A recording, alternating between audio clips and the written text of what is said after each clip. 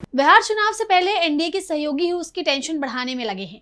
Tikari seat पर LJPR की दावेदारी को लेकर हम पार्टी के प्रमुख और केंद्रीय मंत्री जीतन राम मांझी का गुस्सा फूट पड़ा।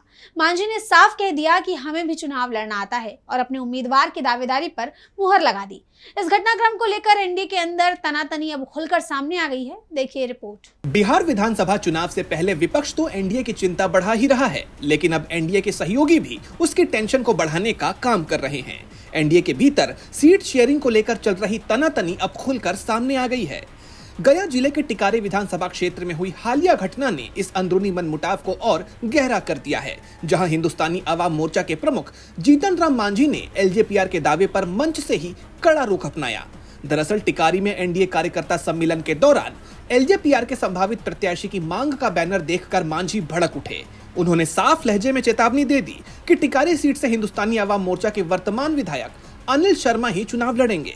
सिकंदरा के बाद टिकारी सीट पर भी एलजेपीआर की लगातार दावेदारी से नाराज मांझी ने कहा कि हमें भी चुनाव लड़ना आता है।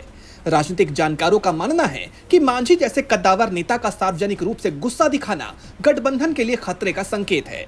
यदि हिंदुस्तानी आवाम मोर्चा को सम्मानजनक सीटें नहीं मिली तो वो कोई और रास्ता भी इख्तियार कर सकते हैं।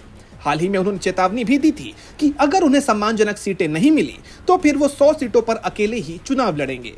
अब इस खींचतान के बीच ये देखना अहम होगा कि शीर्ष नेतृत्व इस मामले को कैसे संभालता है और सहयोगियों के बीच तालमेल कैसे बिठाता है, क्योंकि अगर एनडीए के बाकी दल सीट शेयरिंग को लेकर संतुष्ट नहीं होते हैं तो ये दल कोई और राह भी इख्तियार कर सकते हैं, जिससे बिहार चुनाव को लेकर एनडीए की राह मुश्किल हो सकती है। डीबी लाइव की रिपोर्ट।